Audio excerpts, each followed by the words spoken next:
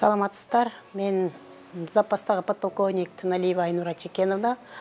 Бүгінгі ушу тренингке катышып аткандыгыма абдан кубанычтамын.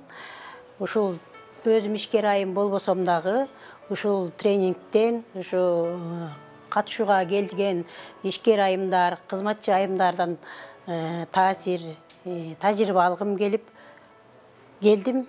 Азыркы учурда мезгилдин талабы болуп аткан